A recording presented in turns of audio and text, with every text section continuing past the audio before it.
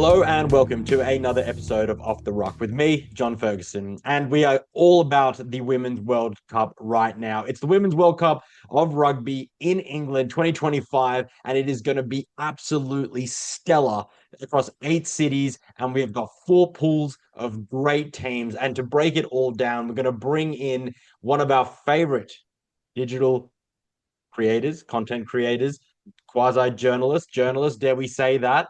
Ella Ferguson from across the ditch in New Zealand. Hi, Ella. We were just mentioning off air. It's an e-meet, but nonetheless, I feel like across the tweets and across Instagram, I've gotten to know somewhat of who you are. But that's why I brought you on here because you're extremely passionate about rugby. And thank you so much for taking time out of your busy content and your busy normal life to come on Off the Rock and have a chat. Thanks, John. I think this is the two greatest Fergusons rugby has ever seen. So, well, what a meeting of the minds.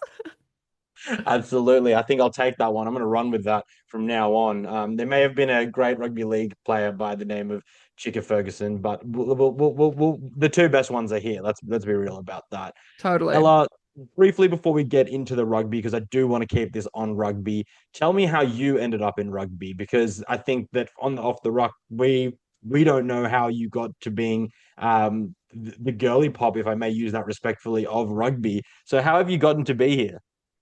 I will take that. The girly pop of rugby. I need to update my bios. That's great. Um, how did I end up here? So I grew up in a town here in Aotearoa called Queenstown. And if you've been there, it's very much like an alpine resort, lots of skiing, snowboarding, winter sports. We weren't very good at rugby. My school, there's only one high school. We didn't really have a first 15 when I was there for boys, let alone for girls. So didn't play or anything at school. My dad was from up north more. He was a junior All Black.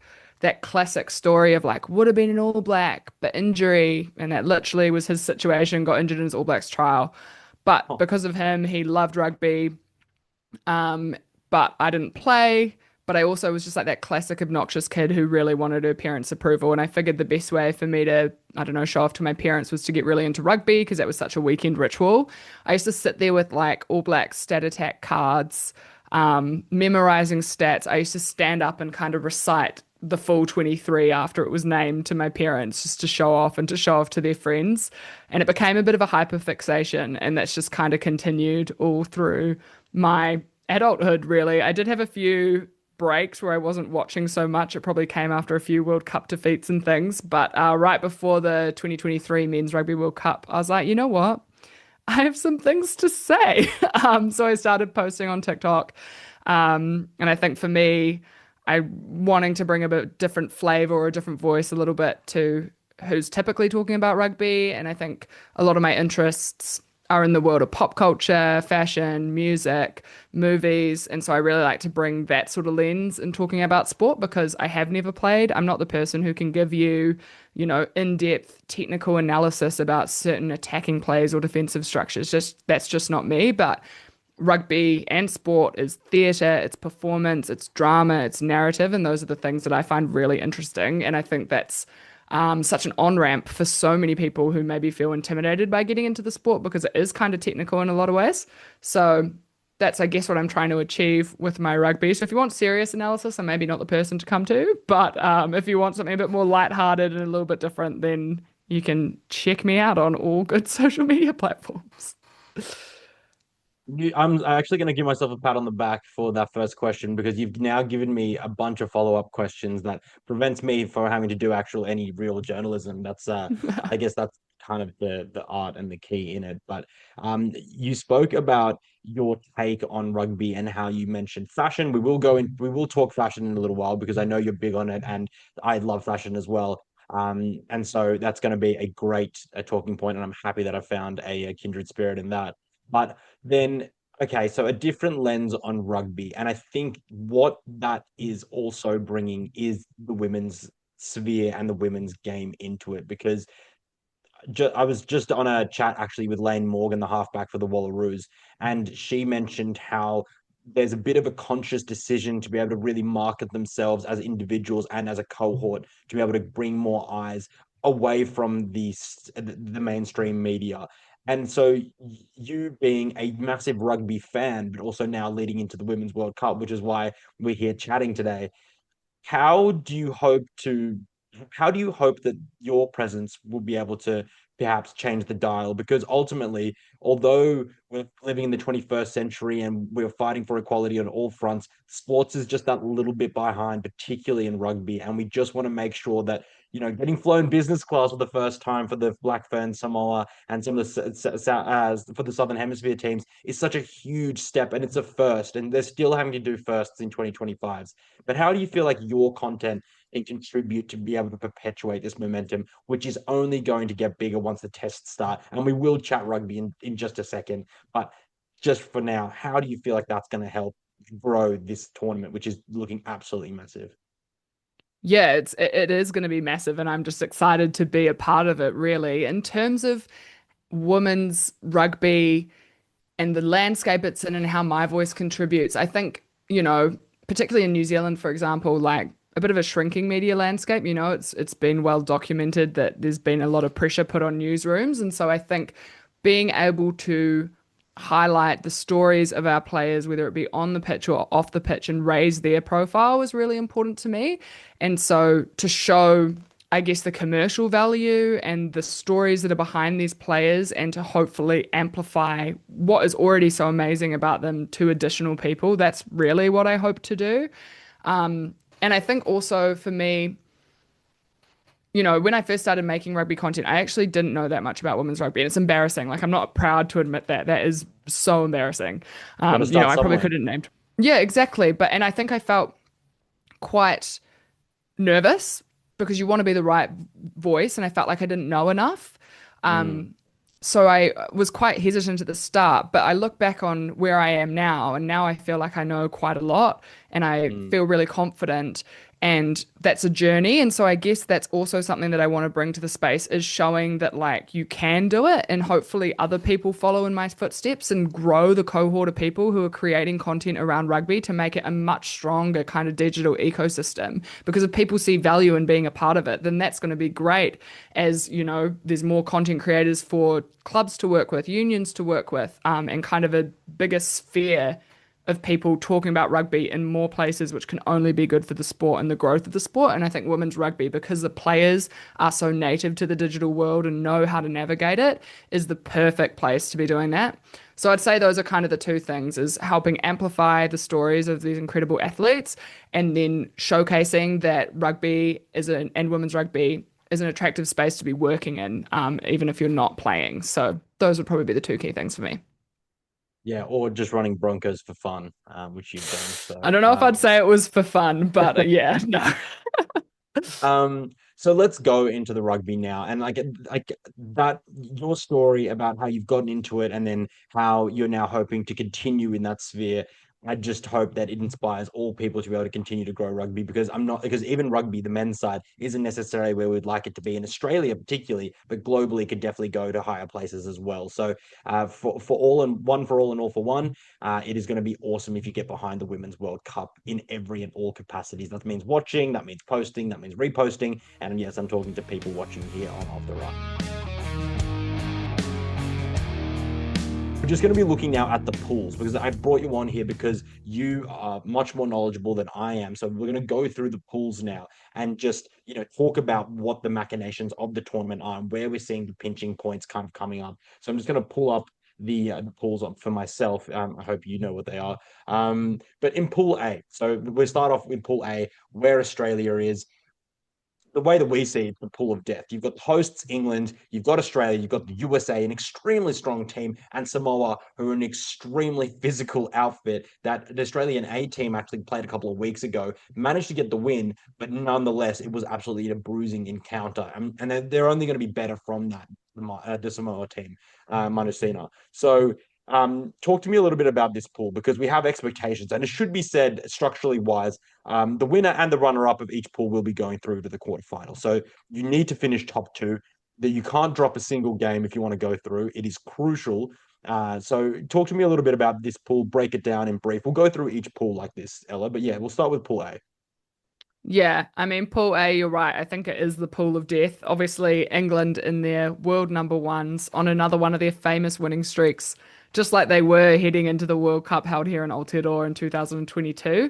I think they're the world number ones. They have been for the last 5 years. It is expected that they progress, and then it becomes a battle for who the second team through to the quarterfinals is. Australia, Scotland, Manusina, Samoa. It's actually the first time I believe that we've had two Pacific islands outside of New Zealand, obviously represented through the Oceania pathway in the World Cup with both Samoa and Fiji, which is hugely exciting and great for the development of women's rugby in the Pacific. I think the battle between Australia and USA. Why did I say Scotland before? I don't know why I I'm said glad that you picked Scotland. it up. I didn't want to say anything, but I'm glad you picked it No, up. We're what here was I now. talking about? Australia and the USA, they're teams who have played each other a number of times through the Pacific Four series. Australia got the wood on them, didn't they, this year? Yeah. And I think Australia are on a and it's all been through, I think, the appointment of Joe Yap as their head coach, who's a former player. I think she got 70 odd caps, and she came in, started 2024 and took over coaching for Australia. And I think they've seen huge amount of her structure, just even like the number of tests they're playing in a year. I think they for this World Cup, which is huge. Mm. Um, I think it's a shame that she's leaving after this World Cup. She said that the World Cup she'll be going back to England. So fair, she'll be leaving this team in a better place than when she started. But it just feels ever since she's been there, they've made rapid improvements. There was a lot made about the fact that the Wallaroos were back in 2024, they dropped down to the second tier of WXV. Um, they're meant to be a tier one nation and to be more competitive than this, but I actually think that was the best thing that happened to them. They went down to WXV2 and they won it. First major piece of silverware that Australia in women's rugby. And I think that just set the Australians up for coming into this world confident. They've been able to get some good wins under their belt. They've played a lot of rugby. They're developing. There's young talent. I think I see Australia progressing over the USA out of this pool. I don't know about you. What do you think? I mean, it feels like England and the USA are there to progress, and they're looking really strong.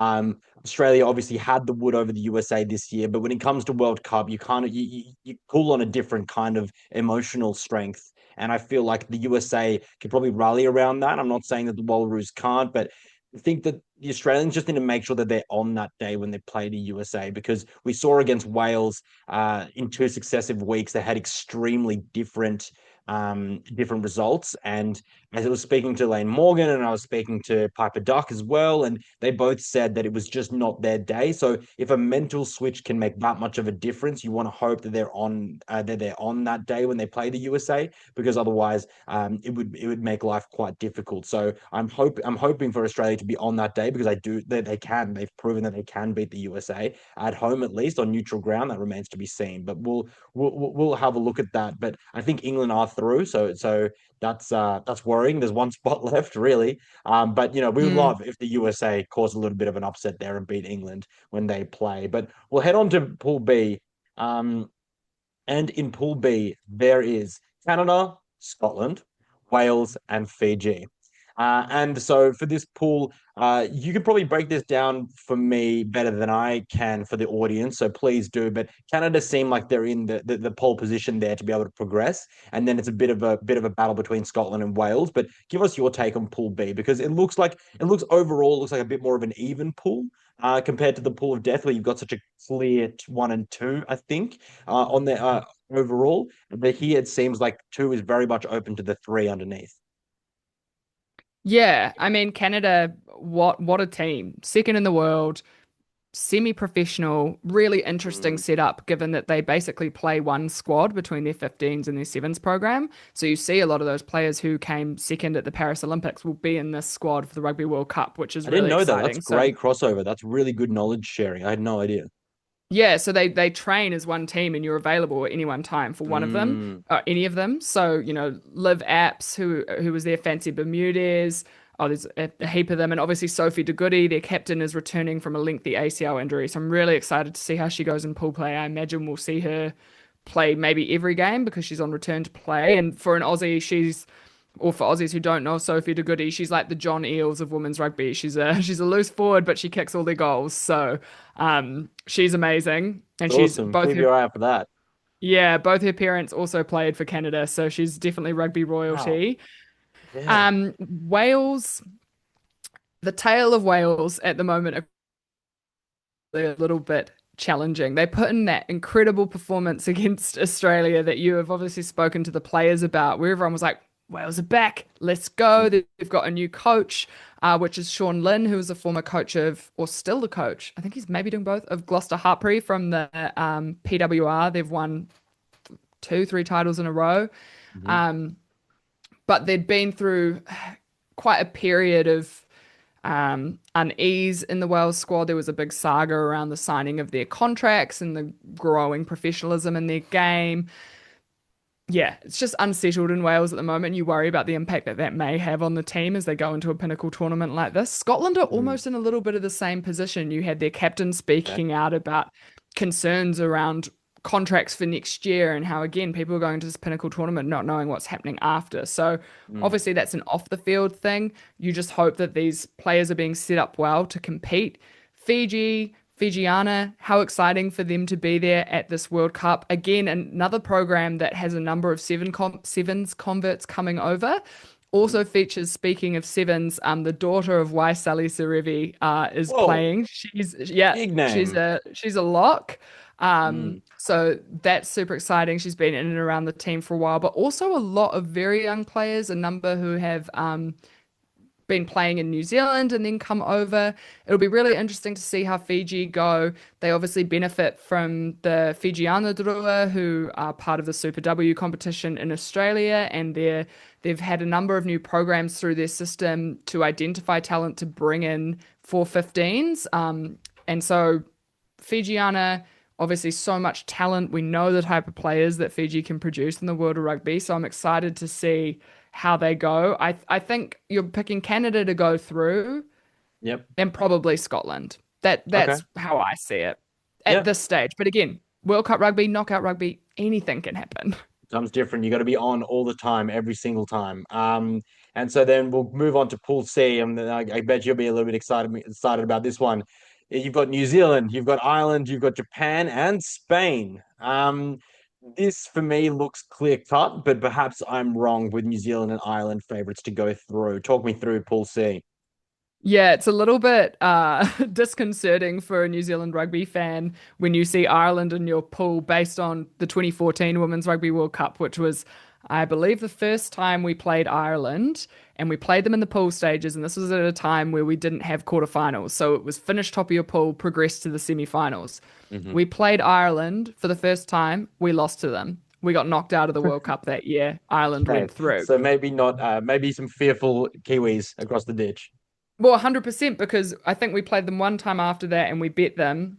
And then we played them in WXV last year and they beat us again. So the Irish women are the only team in rugby, men or women, to have a winning percentage over New Zealand. We've played three times and they've Mm, beaten us twice. So it's the quite bogey scary. team. Bogey team, truly. And I can wax lyrical about the Black Ferns all day. Maybe I'll save that for last. But the Irish team are very good. They've got a couple of key injuries that might hamper their progress late into the tournament. Mhm. Aoife Wafer, standout young player for them. She's a loose forward. She wears a red scrum cap. She was in the World Rugby Dream Team last year. She is recovering from a knee injury, I believe. Mhm. And so I'm not sure if we'll see her until later in the tournament. So, Okay. game time comes into question, cohesion, all those sorts of things. They've also Mm. lost Erin King, who's an incredible player for them. I think she's done her ACL. So a couple of injuries to manage and to manage the squad, really, I guess, for the Irish. But they're going to be, I would say that they progress alongside the Black Ferns, pending some hectic result. Yep. Obviously, for the Black Ferns, my favorite team, the coolest team on planet Earth. I think they've got a bit to prove. We're sitting at third in the world rankings. Obviously, we won the last World Cup, but it's been challenging. I think fair to Mm. say. We haven't had a clean run of results since then. We've brought across our sevens players. You see the likes of Georgia Miller, Stacey Walker, Teresa Setefano. Portia's obviously come out of retirements. There's plenty of exciting things to talk about. Something I'm fascinated, just to rant about the Black Ferns, Mm, to see play out is, I guess, Georgia Miller in that seven spot. Our mm, co-captain Kennedy Tukuafu is normally our incumbent seven. Last World Cup, she had to play off the bench because of Sarah Hiddeny, who came over from the sevens program. So it'll be very interesting to see how that plays out. Kennedy's one of my favorite players. Georgia's one of my favorite players. How are they going to balance that loose forward trio? So I think it's challenging, I think, for a team like the Black Ferns. When you go into pool play, you've probably got one match where you know it's going to be a real test match, and the other two you're expected to win. So how do you build your team for that? When do you play mm, certain players? Some yep. players obviously benefit from more game time, some need it to be managed a little bit more. So it'll be Mm, very interesting to see that first team sheet. Spain have some great players. They have a few who play in the PWR, in Europe, in England. So they're experienced. In Japan, they're just on the rise in rugby generally, but in women's rugby as well. So I'm really excited to see how competitive they can be. And these are big matches for them on the world stage. So what an opportunity. and just to clarify for all those watching, PWI is like the equivalent of the English Premiership League in the UK. Is that correct? Yes, yeah. So it Yeah. used to be called the Right. English Premiership, I think, or Premiership 15s, and they rebranded it to Premiership Women's Rugby or the Okay. PWR. So PWR. yeah, That sounds equivalent. way smoother. Great. So then now we know that they've got some athletes. Spain have got some athletes which are doing what the men's side do as well for a lot of those tier two European nations, which feeds their best players into the likes of the French comps and the English comps and getting better exposure and getting better and better, and which is what we like. So steel sharpens steel. Then moving on to the last pool, Pool D, we got France, Italy, South Africa, and Brazil. I love me some of the South American brothers and sisters getting on there. So well done, Brazil. But for me, I honestly don't know what the Italian women's side is. I've seen a bit of South Africa because we've had a little bit to do with them here in the Southern Hemisphere. Obviously, France, I know that they are an elite unit and they have such a good domestic competition as well. So they're a bit of a juggernaut in themselves. So we've got some clear cut strength in the top line of each pool, like the number one that we think is going to go through. But talk to me a little bit about number two, three, and four, because I think we can leave France aside because I think we've seen them be so dominant and they've got such elite players, especially I remember their halfback in Aotearoa in the World Cup. She was just this tiny little warrior that just wouldn't take a backward step. So they're a terrifying prospect. But talk to us about Italy, South Africa, and Brazil. Yeah, sorry, just to also name check because it's a name you're definitely going to hear more of, which is the French halfback Pauline Bourdon Sansu. She is one of the best players in the world. Yeah. Absolutely watch out for her. Italy, now I'm saying this off the dome, so I could be wrong, but I think weirdly they pushed France kind of far in the Six Nations this year, but What we love to hear. maybe I could be extrapolating to France versus Italy in the men's Six Nations last year where they nearly Yeah. drew or whatever, or they did draw. Um, Italy and South Africa is going to be the game that decides who goes through. Okay. South Africa in particular, you know, if you think to the men's game and the conversations around the men's game, right, you often see South Africa, South African fans saying, "Oh, well, we've got four World Cups, we're the best in the world," and the common retort is often from a Kiwi saying, "Well, we've got six women's World Cups, we won four in a row. What are you going to do Mm. about it?" Yep. So it's always been the men's team has been extremely dominant, but their women's team hasn't been paid any attention. They haven't had any Mm. funding, etc. Yep. And now in 2024, I think on International Women's Day, they announced that they were going to be starting an elite women's competition. They were hoping to have 150 contracts so that their players could be Whoa. professional, which is Okay. amazing. Um, so they haven't fully gone through that, but there's been a real concerted effort from the South African Rugby Union to get going with Mm. professionalism and fast. They've brought in new coaches. They've got Swise de Bruyne, who used to work with the Springboks. He's their head Mhm. coach now. And they've had far more tests. They've had both Canada come over for 2 games, and they had the Mhm. Black Ferns 15, which is a development team, come over and play in preparation for the World Cup. And I think you've seen them grow, even in those two Black Ferns 15 games. The first one they lost by maybe 12 points. The next Mhm. one they came out and had a very convincing victory. And they Mhm. had what seemed like, oh, this is the Springbok women way of playing. Mm, extremely powerful, mussing people up front, pick and goes, drives, very impressive, very clinical. mm. I think they will be the surprise package of this tournament, and I do think they will progress. And that's a frightening prospect. They also have a number of very impressive players. Nadine Ruiz, who plays for the Sevens team. Bubble Walacha, she's a prop. She actually was the first women's player from Africa, like the continent, not just South Africa, to ever get a professional rugby contract in Europe. Like she Wow. went overseas, and so she plays for Harlequins in That's the awesome. Like PWR. that's what I'm talking about. Like there's still so many firsts being done, and I just think that people kind of forget in the kind of the role of time, like kind of the day-to-day stuff, and how amazing some of these things are, and like how groundbreaking some of these athletes that we are getting to see right now are being. And just like a story like that, that's crazy. That's awesome, but it's crazy. Yeah, and I think that's the interesting thing, you see it a little bit in the Men's World Cup, the disparity between tier one and tier two, but there's quite a few tier one nations, right? It's 8 to 10. Whereas in women's rugby, the disparity is very large Mm, between even in tier one, right? Comparing, say, mm, Red Roses and then Black Ferns are a little bit behind, and then it's like you've got Australia, sort of Ireland, access to resources, and you've got Canada, who are pretty much an amateur, semi-pro setup. Then you go mm. to South Africa. Also, it's fascinating, and you can really Yeah, see the impact in the on field for those of teams. course. So everyone's facing different challenges. Mm, Yeah, like even Canada, for example, they're fundraising. The mm. number two team in the world. They realistically could win this competition, and they've had to fundraise to attend this tournament. Terrifying to see how good they could be with proper funding. Exactly, frightening. Yeah. So it's fascinating, and everyone, this should be a landmark World Cup just like the last one was, but it's like what Mm, can unions do to capitalize each time you've got an opportunity like this. So mm, yeah, South Africa though, ones to watch. I think particularly in a tournament style situation, right? We've got game after game after game after game. The opportunity for growth at a rapid pace is really exciting, and I just think that's what we're mm, going to see from them. But that's not to say that a result against Italy is a given, but I think that they will mm. be targeting that game, and if they can win that, then they should be through. Yeah. No, that again, there's no pool that's going to be easy for everyone, but there are some clear, outstanding talents that we're going to go into. That's the teams that is going to be on display.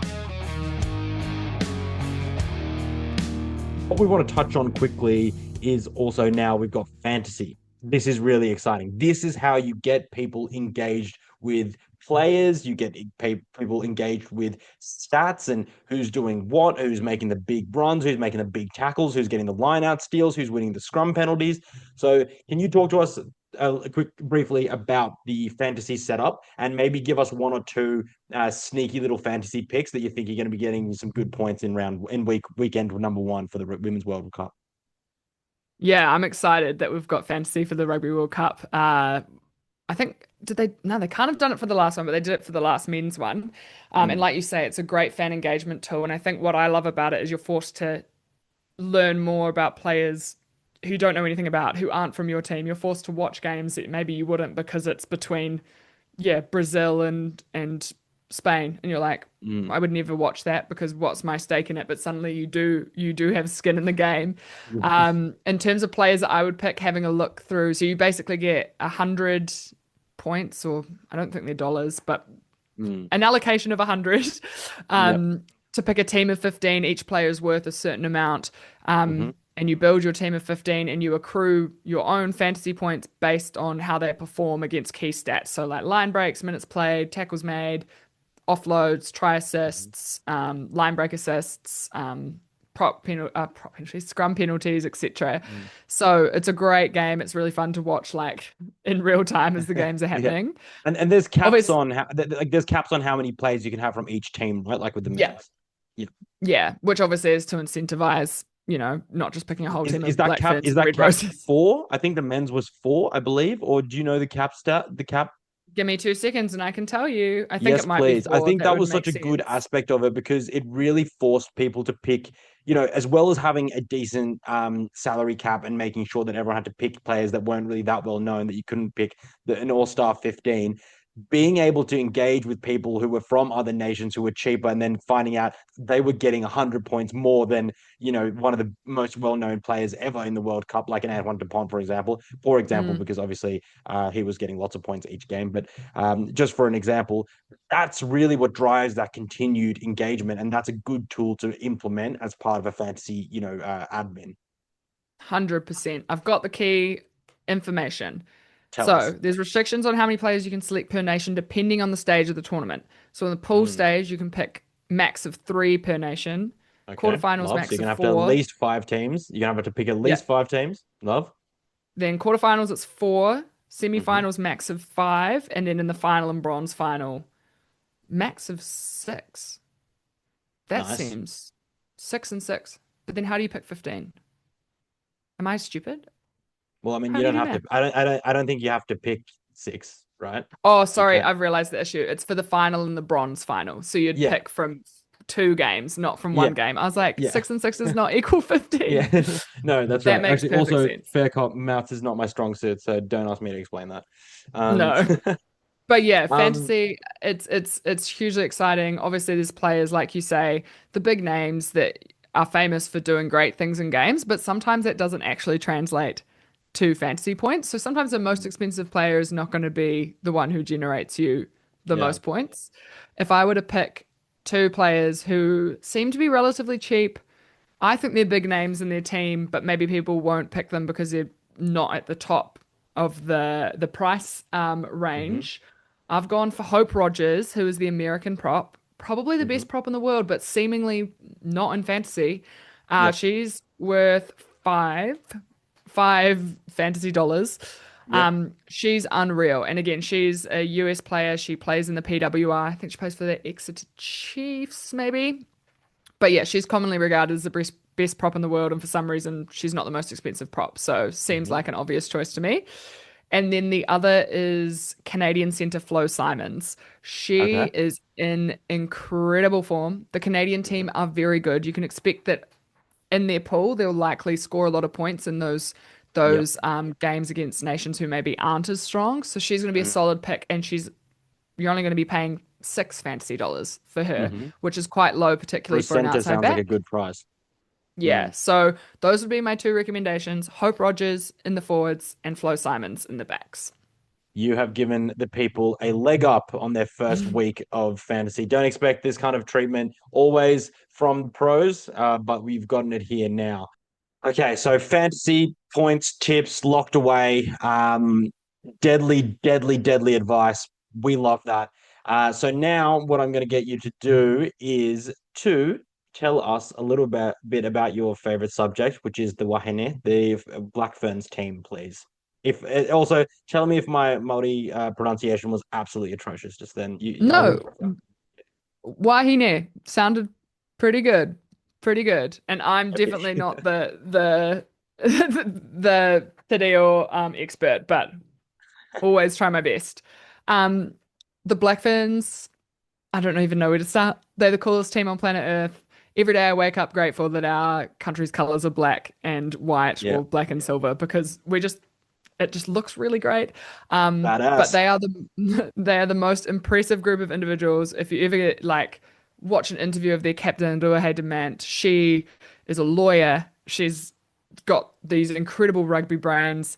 Um, she's an incredible leader. I just think she's the most impressive person I've ever seen. Obviously, you've got Portia Woodman-Wickliffe, the GOAT, the most decorated rugby player of all time, most tries in Terrifying. Rugby World Cup history, Women's Sevens Player of the Year, Women's 15s Player of the Year, Women's Sevens Player of the Decade, 2 Rugby World Cups, two Mm. Olympic medals. She's just unreal. She's back out of retirement. We're so blessed to be, I feel sad when I think that I never got to see Jonah play live. And when I watch Portia, I'm like, this is my Jonah. And I get to be That's a alive great at the same comparison, time. actually. Yeah. Yeah, so everyone should feel very lucky that she's come out of retirement and you get a chance to watch her. We've got Mm. young fullback Braxton Sorensen-McGee. She's 18. She debuted in Super Rugby Opiki this year, took the Mm. competition by storm. She is so fascinating to watch. She's so light on her feet. She's not big at all. She is tiny, Mm. but she's so hearty, particularly on defense. She's been a real find. A number of sevens players who have converted over. Reese Pody Lane, who's playing at halfback, one of my favorite sevens players in the Black Ferns sevens. She's been a real star. Sylvia Brunt, 21, debuted at the last World Cup, plays second five. She's electric. I'm literally listing the whole team, but I'm going to keep going. I'm gonna Um, stop you. Georgia Miller, obviously playing seven, could also play in the midfield, to be honest. Such a unique player. Could be the best player in the world by the end of the year. Honestly, our locks, you've got the Bremner sisters, you've got Maya Kavana Kaulani Roos, who is like the nicest, most polite person in rugby, but plays like an absolute mongrel. You've got our props, Tanya Kolonavali, incredible carrier, Chris Valiko, probably the hardest worker in the Black Ferns, Georgia Ponsonby, our hooker, so mobile, so dangerous near the try line, and that's just like a few. Aisha Letienga, everyone would have seen the video of her at Buckingham Palace asking King Charles if he needed a hug in that viral moment last year. They're just the best team. They've won the World Cup 6 times, more times than any other team in history, including a four-peat. They won four in a row between 1998 and 2010. And it is going to be tough for them in England. Mm. When we won the World Cup last time, we definitely weren't meant to. We'd come Mm. off a historic bad run. There was a review into the culture of the team. The coach was sacked, new coach right before the World Cup. It was an uphill battle, but the stars completely aligned in a home World Cup. It was like destiny, Even in that, Mm. even in the final, it was tough. And then England got a red card, like even right at the end. They should have scored there. They score from that position 9 times out of 10, and we held them out. So lightning to strike twice in that way, we're definitely not favourites going in. England are 100% the favourites, but I think the Black Ferns know knockout rugby. They know tournament rugby, and Yeah. something's just different at a World Cup, no matter where in the world it is. So it is going to be tough, potentially, depending on how things progress. I think we're expected to meet Canada in the semi, and then it would be England Mhm. in the final if we were to progress. That's a Yep. tough run. Canada Mm. beat us at home in 2024, and then we drew with them this year. And then Mm. England, we haven't beaten since that World Cup final. So, Mm. and then, lost to Ireland. So that's a scary prospect too. We Yeah. only beat France by, what was it, 1 point in that semi-final uh, in the World Cup. So it is getting very tight at the top. But I have full faith that our team can do it because they're a very special group of people. I think we have the most talented players, but it's just, sometimes being in New Zealand, I'm like, damn, it's kind of tough because our only geographical competition is Australia and the islands, right? Whereas the European countries, they're all in such close proximity to each other, they can Mm. play each other regularly. Whereas we obviously can only go one time a year and play up Yeah. north. So I think that makes it hard for us to get top level competition regularly. Mm. So it's a bit scary thinking about the first time you're going to face them is at the World Cup, probably in a knockout game. Mm. uh, but yeah, I'm so excited. I'm just excited for the world to fall in love with our Black Ferns once again because they truly are the greatest. And I'm such a fan of them, and it's they're just going to take the world by storm. Yeah, no, they've been doing great things off the field and on the field and growing the game and profile of the game. And we do wish our cousins across the ditch very good luck until we meet them, hopefully in the final series, because that's where we want the Wallaroos to be. And I was speaking to Lane Morgan just before, and the likes of Wadia Ellis and Caitlin Hulse, great young guns, could be two of the youngest players to debut at a to play in a World Cup, rather, sorry. And then you've got some players there who are, very much veterans considering in the space of Wallaroos rugby. So you've got Trillian Pomeray, Ash Masters, who have now played in three Mm. World Cups. Oh, they will once they've laced the boots off to play in this one, they've played in three World Cups. So it is truly amazing. And you've got other, Lane, she's only 26 and she's now going into her second World Cup and she's got 36 caps. So, it's a group with, I think, a total of 567 caps or something like that. So a lot more than what the Wallaroos have had previously. And that's what's really exciting is knowing that the team is growing and getting better. But that's kind of like again a little bit of mirroring of what's going on in women's rugby generally. So it's just super, super exciting to see these two trans-Tasman teams really go for it. And that's what we hope for both teams in this competition. But now we're going to talk about another subject briefly. About before we wrap this up, which is going to be about fashion and social media accounts. So number one, fashion. You've highlighted some men's players that are really good with the drip. So the likes of Hoskin Satutu, Rico Ioane, Damian Willemse, who's got a little bit of like a Will Smith, 1990s kind of vibe about him. Very, very cool. Obviously, Antoine Dupont doing a little bit of modeling with most famously that big yellow puffy. It almost looked like a Big Bird jacket, but he somehow made it look cool. The short king that he is. So, coming from a fellow short king. So no disrespect, but who are the women stylists? Who are the women ballers that we should be keeping an eye out? Because obviously fashion is a huge thing in the world. And we'll get onto their social accounts later. But who are the fashionistas? Well, I would say that like the Black Ferns are like the team with the most baddies for sure. So I just think that they The dress most well anyway. baddies. Ellie Kildunn from the Red Roses, I think, is very stylish. And she has a Hmm. very iconic look with her hair as well, which I think, it's not just about the clothes, it's the whole Hmm. vibe. Yep. So yeah, shout out to Ellie Kildunn in the Black Ferns.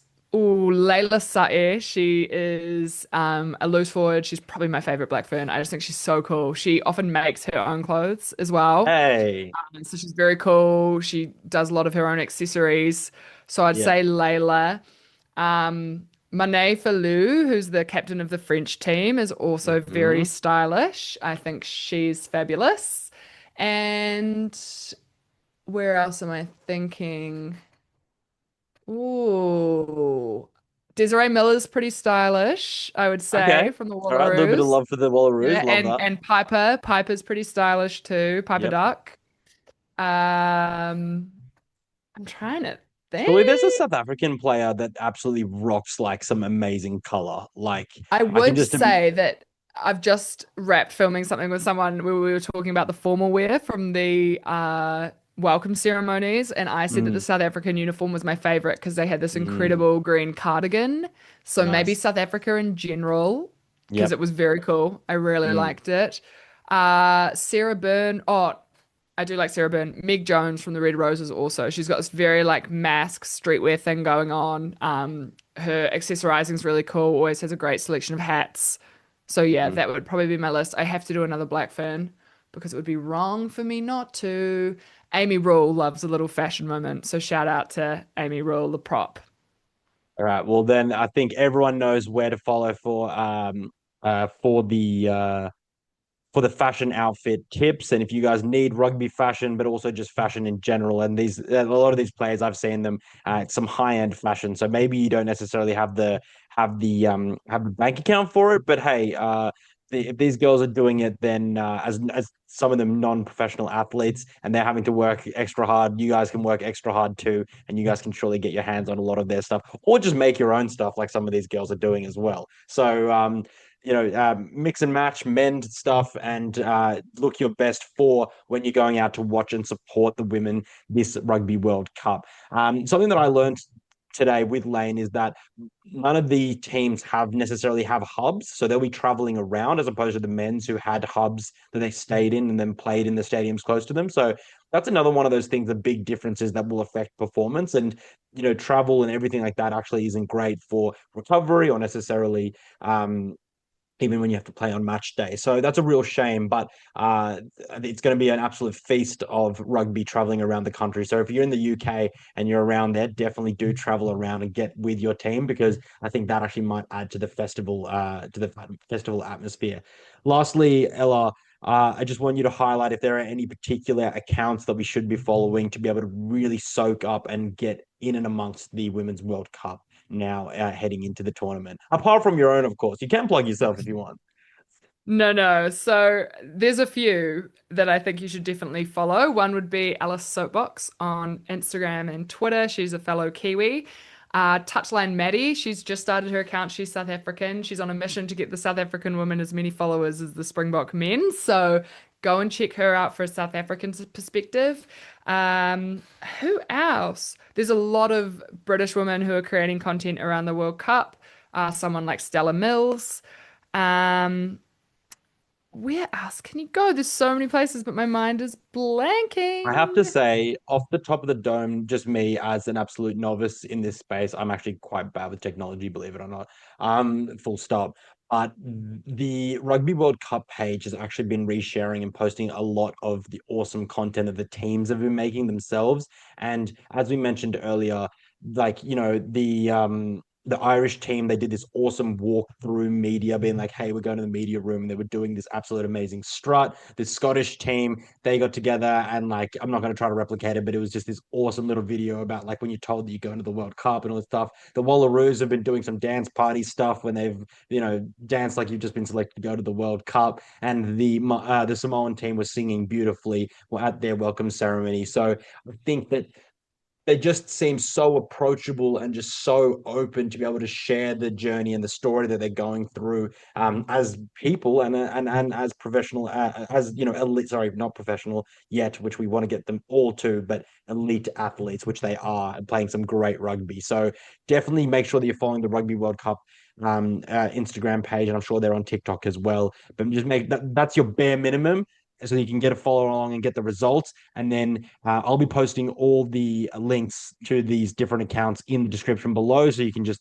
click there and, you'll be able to find Ella's stuff there on the top as well, because Ella has given me such a huge insight into the world of rugby and how broad it can be generally, but also a really good insight into the women's game. And I'm eternally thankful for that. And that's why we do need the content creators to be able to branch away from media mainstreams and the like. So it's not all about the dollars, as you and I discussed before getting on air. It is really about bringing awareness and also making sure that we support rugby growing in all facets and its forms. And it starts this weekend. In England for the Women's World Cup 2025. So put your hands up, throw them in the air, have a boogie, because it's festival time. And I think that the times aren't actually too bad for Australia and New Zealand. They could definitely be worse. Like the Wallaroos first game is at 9 p.m. And so as Eastern Australian time, so that'll be like 11 p.m. on the Saturday night for New Zealand. So if you're out drinking, you can probably get to a bar and keep drinking and then, party on. But I think the Black Ferns first game is like 4:10 a.m. on like a Monday morning. So if you are not working conventional hours, I urge you to go out and party till 4:10 to then be able to go to the pub and watch the game. But Ella, if there's anything last thing that you want to touch on, please bring it up now. I think just, yeah, support all the players, follow all the players, reshare all their stuff. More eyeballs is going to be good for them in the long term, more money, and that means more rugby, which means more fans, which means more rugby, which means more fans. And the cycle will just keep going. So really encourage everyone to get amongst it. If you love rugby, get amongst it. If you don't like rugby, you don't know much about it, come and check it out. Women's rugby, it's a bit of a different vibe. The game is It almost is. like a bit of a different game. Mm. So it's a great first step. If you're interested, follow anyone who talks about rugby. They'll explain it to you. But yeah, it's gonna be massive. And it absolutely will be. And Ella, I'm gonna be cheeky and ask you one last question, because it'd be remiss for me for not to ask you this, whilst we're here. This is an important distinction. Do you think that there is a clear way that people who do watch rugby, is there a clear tactical difference between the men's and the women's game generally? Because I feel like there might be, but there might also not be, and it's just the exact same game plan. But what is your take on that? Because it may be help people, if it is, to be able to know what they're expecting, kind of. Yeah, I think the thing that people normally talk about, that's the common difference, is the kicking game. Mm-hmm. Uh, in the past, you've seen very little kicking in the women's game. It's not a Mm-hmm. skill that they've necessarily developed. It's been more, and this is where the Black Ferns really excel, about throwing, running, getting, being creative, Yeah. really stretching defenses, and that's how you get to the other end, find holes. You are Mm. seeing more of a shift into that kicking game, particularly in the Northern Hemisphere, which seems pretty typical. and it is becoming something that teams are having to do more of. But I still think it's not as pervasive as in the men's game, or it's done a little bit differently. But that's not to say that the women can't kick. Lots of people like to say that. I've seen some very impressive kicking, particularly from the likes of, say, Emma Singh out of England. There was a clip of her recently, like drilling kicks from halfway. Ellen So, Holtz has an absolute boot on her as well. She can, yes, she if she gets the angle does. right, it's a 50-meter kick every time. So they can Yeah. absolutely do it. But it's interesting that you note that it's a bit of a tactical lag, if that's the correct word to use it But strategically. yeah, and I think that's interesting though, isn't it? Because we've got an understanding of rugby in the men's game and how it's played and why people, these days and why people Mm, kick and what the territorial advantages and net gain and all this stuff. Whereas it's kind of interesting to see with women's rugby where it is and the way it's being played, like mm, the way that they'll deal with that and the way that people will force change. Will people force change in the same way that people will force change in the men's? Or will it follow a completely different path and we look at a mm. game that looks even more different than the men's? Yeah. So I think it's exciting, it's interesting, it gives you something different. It's very fast. I Mm. think women's rugby is very fast. Um, but and incredibly entertaining. Like lots of people at the last World Cup were like, oh, I don't watch men's rugby. I only watch the women's rugby. I find it way more exciting. So come along, join the ride. I think if you like rugby, realistically, you like it whoever plays it. So I'm Absolutely, excited to see guaranteed. all the new fans that come on board the women's rugby train this World Cup. Yeah, all aboard. Very much get your merchandise, get your colors.